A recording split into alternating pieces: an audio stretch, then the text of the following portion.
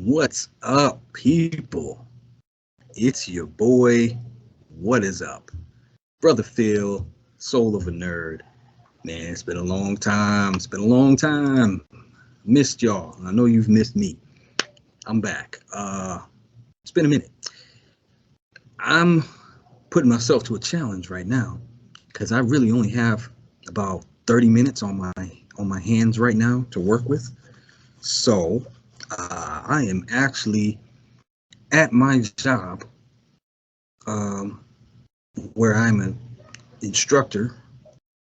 I teach audio production, and I am taking some time breaking away when my students are working on something, and I'm gonna conduct this video for my own content purposes, soul of a nerd, and I'm gonna touch on some stuff. Why not? 30 minutes. There's some things. Yeah, I don't really have a specific focused topic in mind, but I guess this can be called a loose uh, follow-up to my State of the MCU video that I did maybe a month or so ago. I'm trying to think, did I do that right after Spider-Man No Way Home or right after the Eternals? You know what? It was right after the Eternals, and Spider-Man No Way Home had not come out yet. I haven't even done a Spider-Man No Way Home review video, if I'm not mistaken. So while I could do a Spider-Man No Way Home review, I'm not going to do that. I'm just going to keep with the theme of state of the MCU. And this is loose. Just feel like doing this. I do need to do a formal one. Probably get a guest, some other person who really is into talking about this stuff. Because the thing of it is, the MCU, Marvel Studios, there's so much news coming out, or so much content and so much just news, I guess, newsworthy, buzzworthy, discussion-worthy things happening over the last couple of weeks, months actually, since Spider-Man No Way Home. I mean, that was in December, literally like 2 months ago. Came out on the 17th. Today is February 22nd. So, there's been a lot. And again, even some of the tail end of Eternals and things like that, because they've announced some things about Disney Plus. Obviously, well, this is actually what I'm really going to talk about, and I'm going to get prepared to share something so we can look at this. Yeah, that's what I'm about to do.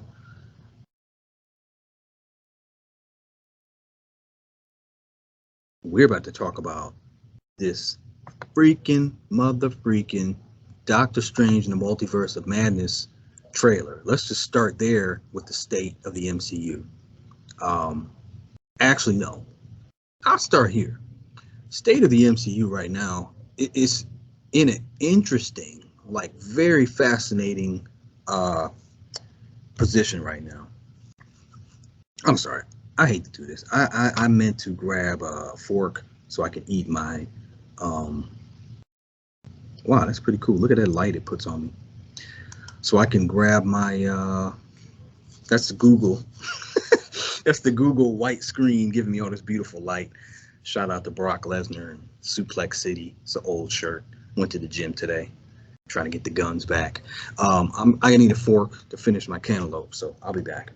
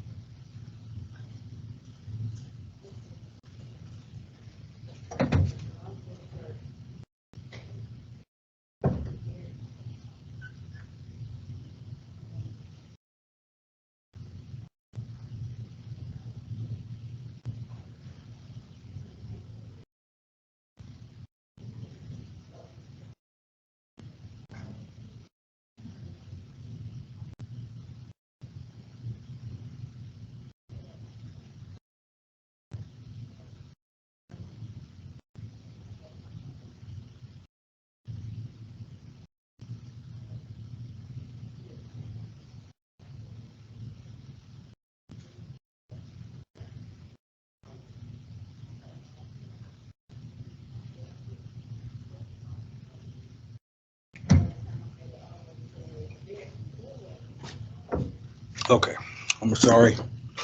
That was rude of me, but brother gotta eat. I gotta feed this, fuel the body, you know. And now I'm back on this workout regimen. So, um, let's just start with real quick. I don't know if I talked about this before. I still think it was dope that post-credit scene for Eternals featured none other than Mahershala Ali's voice as Blade. I picked that up as soon as I was coming home. At first, I was like, "Who was that?" On my drive home, as I was contemplating all the craziness of that movie, which, by the way, I watched again. Cause I did post some kind of review. It might not even been on my page here at YouTube, but I think on my Facebook Live. You know, I didn't enjoy that movie that much. Um, wasn't terrible, and I know this is the era of people say it's trash or it's the best movie ever, which I hate that. I hate that, especially in this. It seems like it's um, kind of rampant and plaguing in the nerd, comic book genre, superhero genre, sci-fi, genre, whatever, uh, of movies. And it's like the MCU and their success has created this, especially once you had the MCU versus DCEU versus pitting them against each other, which I mean, I get. I actually like stuff like that. I mean, I'm fine with pitting them against each other. I pit them against each other, but I'm a fan of both. I'm going to watch both, but I'm definitely going to compare them and say one is better than the other. It's like the days of pro wrestling when you had your WWF and your NWA and your AWA. And then, in the 90s, the Monday Night Wars, you had your WWE and your WCW. You know what I mean? Now you've got WWE and AEW. You know what I'm saying? If you follow that stuff.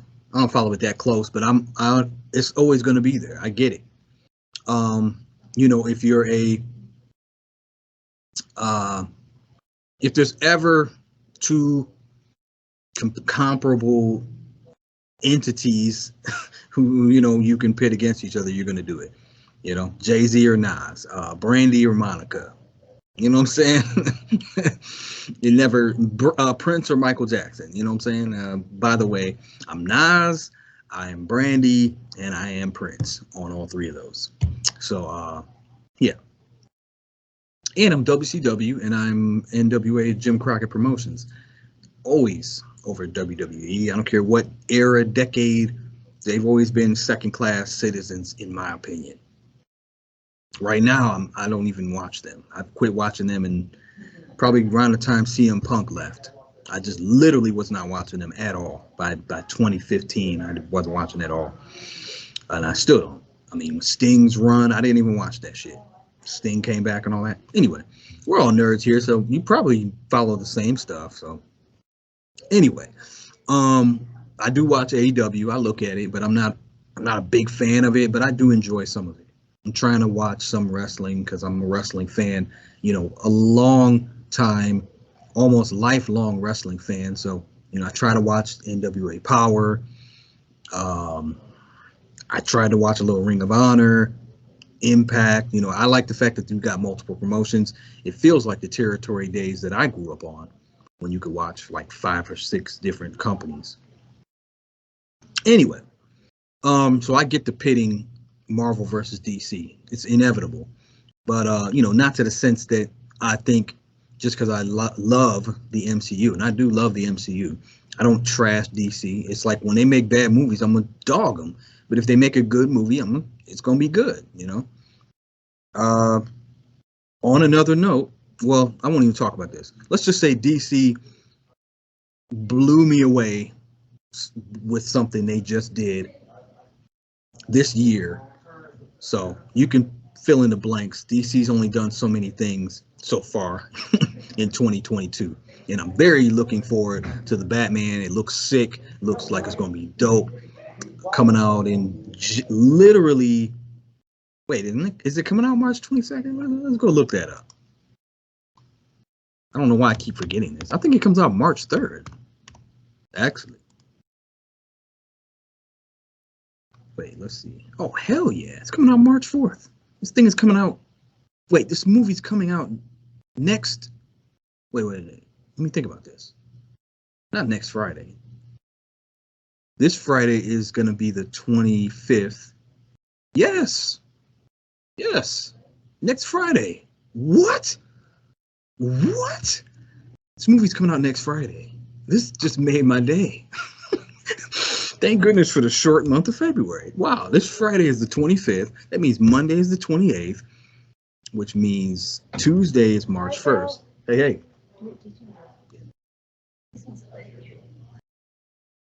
Which Tuesday is March 1st. Wednesday is March 2nd. Thursday is March 3rd. Friday is March 4th. Next Friday. Oh my gosh. Wow. Okay, I will definitely be doing a preview video of my anticipation on this movie. Separate from this. Let's keep it Marvel right here for a minute. Oh yeah. So let me do this. Let's pull up. No. Sorry. I just got myself discombobulated realizing this movie's coming out already.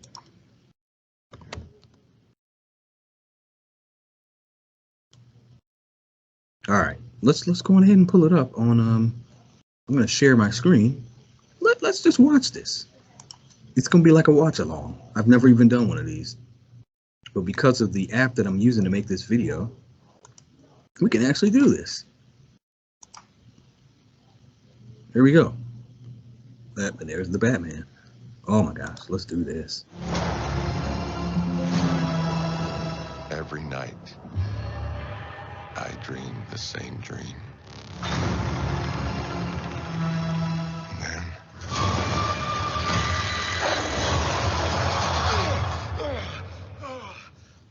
Let's back it up. Let's back it up.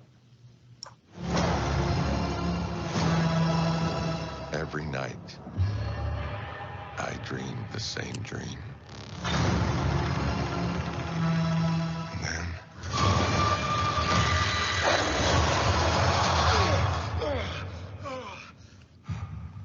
the nightmare begins.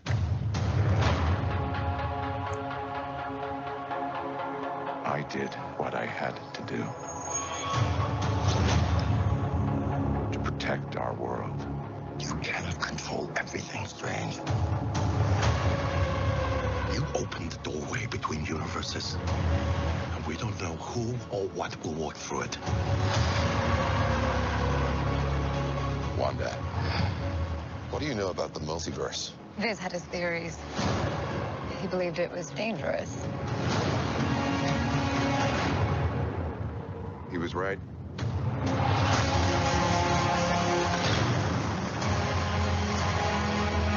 I'm sorry, Stephen.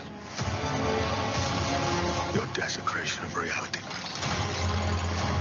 will not go unpunished.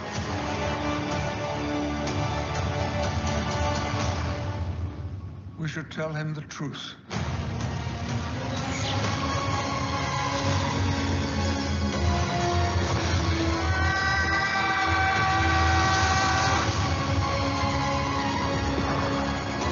Things just got out of hand.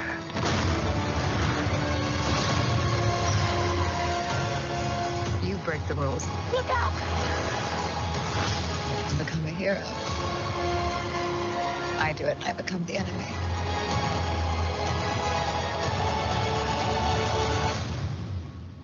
It doesn't seem fair.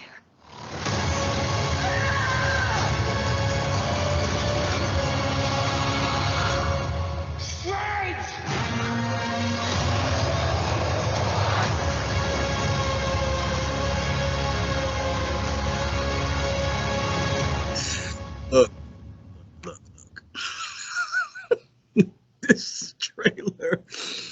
This trailer is so sick. Now, and again, you know, it's weird when you have a thought and somebody else says the same thing. But isn't this kind of what we do when we jump in on different you know, pages? You know, if you're visiting my page and I say something that you're like, wow, he feels the same way I do. That's kind of how it works, right? I have heard some one of my favorite YouTubers said this. I'm not gonna say who he is, but I'm just pointing out that's how serious this is getting. Whoa, okay, that's creepy. I'm just trying to add some light because it's kind of dark. I'm gonna say this, and I thought this to myself, and I'm like, am I exaggerating? Am I a prisoner of the moment? And the more I've seen that trailer, I'm like, no, this is facts. That is the best trailer Marvel Studios for a Marvel Studios movie ever. I'm 100% firm on that. I haven't gotten so geeked every time I see it, so geeked over a trailer for a Marvel movie since the first time with the Avengers movies. Now I'm not gonna say which trailer because I can't really remember. They had 2 or 3, I guess, but I'm talking about 2012, so 10 years ago. Wow, just that's amazing. It took 10 years to top that trailer. Now they had some good Thor Ragnarok trailers. The Avengers Infinity War trailers were probably better than all the Endgame trailers. Black Panther trailers were dope. Captain America Civil War had dope trailers, but even theirs in retrospect weren't as good.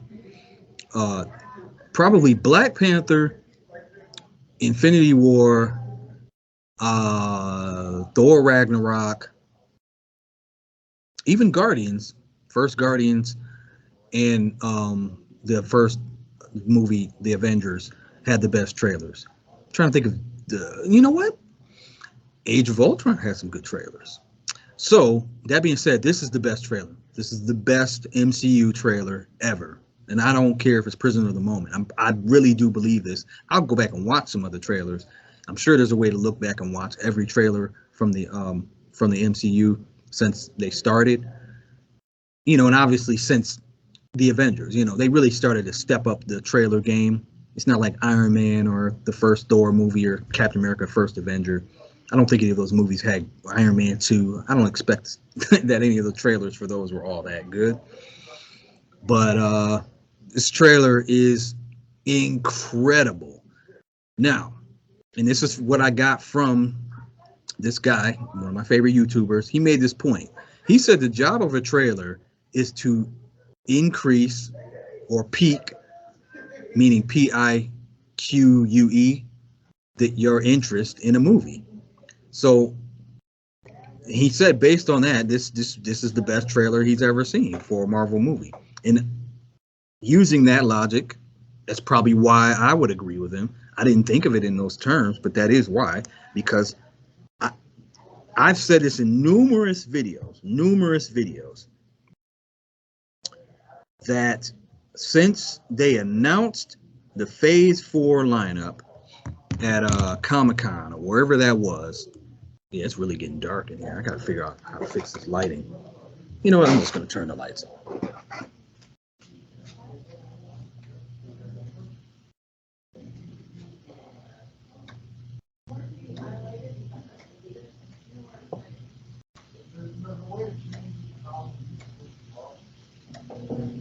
on. Yeah, let me. What was I doing? Oh. When they announced the Phase 4 lineup, that dang, why don't I have my cards with me? I feel stupid. But that my right off rip, I have been said that my most anticipated movie was Doctor Strange and the Multiverse of Madness for a number of reasons. Again, Doctor Strange has become one of my favorite people in the MCU, especially knowing that Captain America and Iron Man were being, you know, pushed into the sunset. I loved the first Doctor Strange movie. It's not in my upper echelon. Well, it was at the time it came out, but then you got to figure movies started coming out that were better. You know, Spider-Man: Homecoming, Black Panther, Thor: Ragnarok, Infinity War, Endgame, all of those, and you know, there were movies that came before it that it doesn't top, in my opinion, like the first Guardians, Civil War, Winter Soldier, you know, I probably like Thor: Dark. Well, no, it's better than Thor: The Dark World. So it's right in the middle of the pack. But I did love the character, Benedict Cumberbatch. I love the movie. It's the MCU, so even a movie you love can fall right in the middle of the pack. So he really became one of my favorites in Infinity War. I thought the way he was depicted in Infinity War was dope. He was like the MVP in my opinion in that movie. Him and Thor were just dope. Those were they made the movie for me, especially being a Hulk mark like I am, and what happened with the Hulk. Credit to them for making Doctor Strange and Thor fill in the gap and make me feel like Doctor Strange is the shit. His whole sorcery, the magic, the way they visually did it. All of a sudden, you're like, this dude has a dope power set. Speaking of, which leads me to, then you had on the other side of the TV Disney Plus side, my most anticipated show was WandaVision. When I saw the concept art, when I was hearing how quirky and peculiar it was going to be, not to mention Wanda has become one of my favorite characters through watching her in Age of Ultron, Civil War, and Infinity War. We really hadn't seen her powers unleashed yet, really. So being that being said, those two are two of my favorite MCU characters. So when they announced Doctor Strange in the Multiverse of Madness, they pretty much announced it by saying that Elizabeth Olsen is going to be in it, Scarlet Witch is going to be in it. This is before WandaVision even came out. So you're already like, well, dang, she's going to be in this movie, and it's called Multiverse of Madness. It sounds crazy. All the things they were saying about it early on, like it was going to have a horror vibe. They were going to, lean harder into the horror aspect that they kind of scratched the surface on in the first movie with Scott Derrickson being the director. He has a good horror movie background. So everything about that said, this is going to be the best movie or my favorite movie or anticipated movie of the next phase. When you're talking to me about Shang-Chi and Eternals and Black Widow, I'm like, okay, I'm here for it, but that doesn't excite me. Even Spider-Man, the third Spider-Man movie at that time, didn't really excite me until they started talking all this multiverse stuff, which still didn't really excite me per se, because I wasn't one of these people who couldn't wait to see 3 Spider-Mans on screen. Spoiler, by the way, there are 3 Spider-Men in this movie, and I loved it, but I'm not marking out over it like a lot of people. I'm not fanboying or fan over it like most people are. Then Thor: Love and Thunder, what are the movies? Even the sequel to Black Panther, especially once Chadwick Boseman passed, I lost a little steam on that. Definitely not hyped about the next Captain Marvel movie. Nothing against, the character, but that first Captain Marvel movie, that sucker is down at the bottom of my list. It's kind of crazy that it's a newer movie, but it came out and fell right in some phase 1 territory for me, but I still like the movie. So going back real quick though, I did, like I said, I watched Eternals again. I watched it on Disney Plus with my daughter, so it was her first time getting to watch it, and we both enjoyed it. I enjoyed it more the second time around, as I thought I would, but I do think it was dope that they introduced Blade. My daughter teared up when I had her guess. She wasn't sure who it was, and I kept saying, come on, think about it. Think about who this is, who would be trying to stop a guy from picking up a sword. And I said, think about somebody we haven't seen yet, who's on their way, who would deal with a sword. And when she guessed Blade, and I said, yeah, her eyes lit up, because it's like the reality hit her. She loves Blade. I let my daughter watch Blade, the Wesley Snipes movie, when she was like 8. Or let me think of what year. Yeah, that was probably 2010. I bought the DVD set of the trilogy. Yeah, I was like, yeah, because she was into the MCU by then. About 2012 maybe. So she was 10 years old. Yeah. So I let her watch it at 10. Yeah, rated R movie, gore and all that stuff. But she loves Blade. So, it was a great moment to see her mark out over that, because I marked out over it. When I actually realized who that was driving home, I was like, that was so slick to just have his voice. You sure you ready to do that? Come No, they didn't even show him, man. So I can't wait to see Blade. That's an anticipated movie for me, and Fantastic Four. But this Multiverse of Madness has been my go-to movie from the time they announced it. I don't, like I said, just to me, I'm just like, everything about it should just be dope, because I'm into this supernatural element, because they got to do something. I'm not even, the cosmic stuff is cool, but you know, this is something new. And again, Wanda and Doctor Strange's power sets are fascinating to me. And then WandaVision comes along. That was most anticipated show above all the others they were announcing at first, and it turned out to be phenomenal. Loved it. Still one of the best pieces of entertainment the MCU has put out. I love WandaVision. Like, I love it. I love WandaVision. That shit was dope. Every part of it. Not once they got past this old sitcom. No, that part too. I loved every bit of it.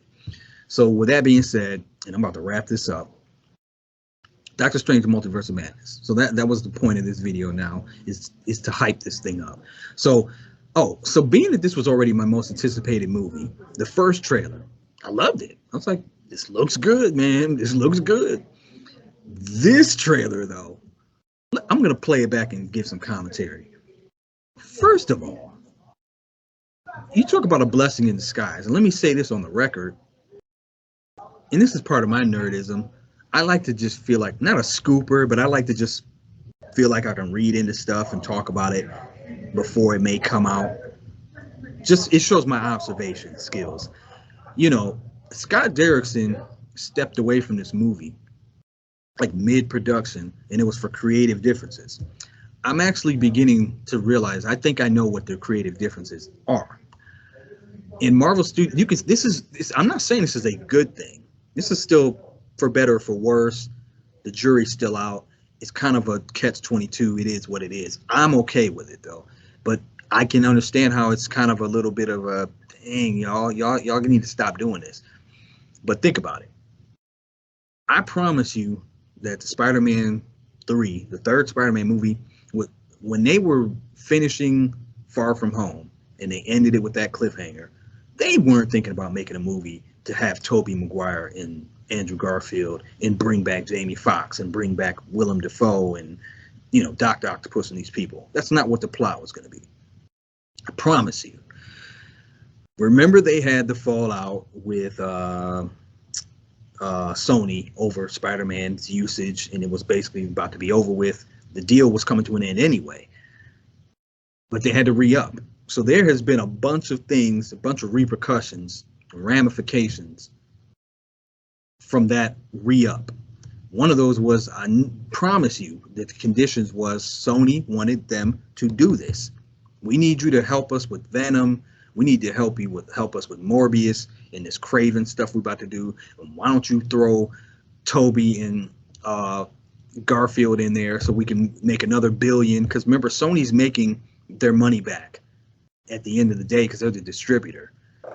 So they're like, Marvel, you can use this dude, but we need you to change up your plot a little bit to appease us. And that's what happened. Fan service. And it worked out. Shout out to Kevin Feige. He probably was like, this is not the movie I was trying to make, but fine, we'll do it. We'll figure out a way to do it. And they did it. Still told the story they wanted to in the heart of it, but they had to add this stuff in. Hence, he had to do something to bring those two characters in, or those two former portrayers. So they had to create the multiverse. So then Doctor Strange and the Multiverse of Madness became the name of Doctor Strange and Multiverse of Madness. You see what I'm saying? Or even if Doctor Strange was going to be Multiverse of Madness already, they then had to say, well, he's got to appear in Spider-Man and we got to make this tie together. So now his thing has to lean even heavier into multiverse, meaning we got to incorporate characters from all over the place. This is my opinion, I promise you. And I think that's what made Scott Derrickson say, man, I thought I was making a Doctor Strange sequel.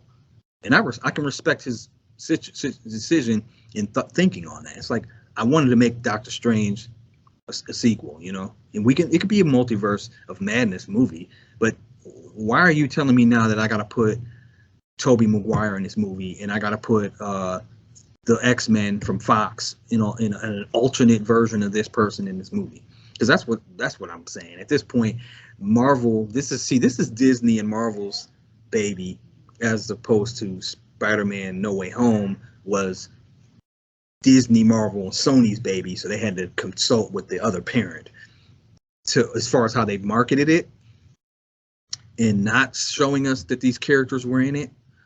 See, they're gonna start giving this stuff up. Because Disney don't really care. They don't really. They have more faith in their movies and their brand, Marvel, to be like, we're gonna let you know that these people are in a movie ahead of time. So this is my expectation. We're gonna progressively see more of these cameos. Not all of them, but you know, they're gonna be showing us. I mean, in a way, Sony did. They showed us Dr. Octopus off rip. But see, I think that was Marvel. I think Marvel said, look, go on ahead and tell them. Like, we don't have to keep everything a damn secret. Sony don't know how to market. They don't know. Anyway, so excuse me. I think that's what made Scott Derrickson say, yeah, this is not the movie I signed up to make.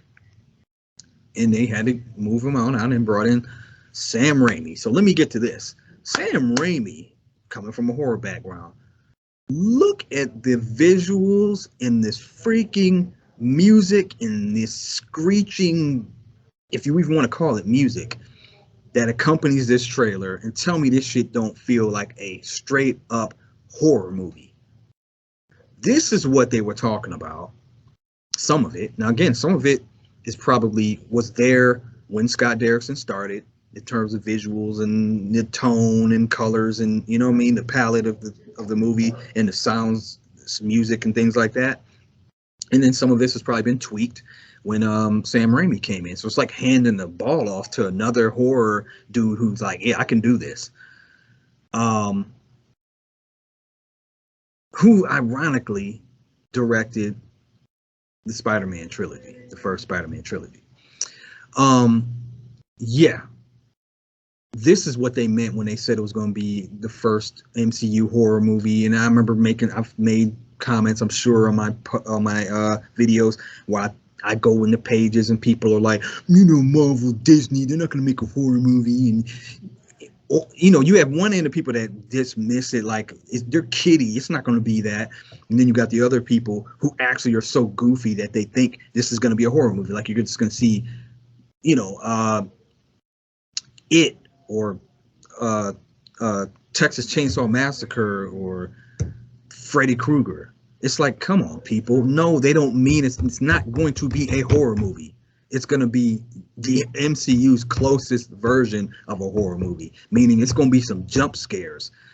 And we got a taste of that with WandaVision. That the scene when Vision turned and he was dead and gray, it's a jump scare, man.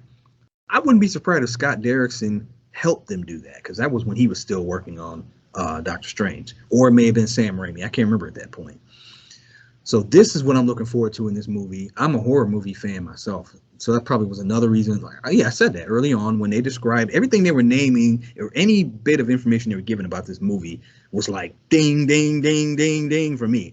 So for me to be that excited, and then you put out a trailer like this, it has to be the best trailer I've ever seen from the MCU. So we're gonna watch it one more time.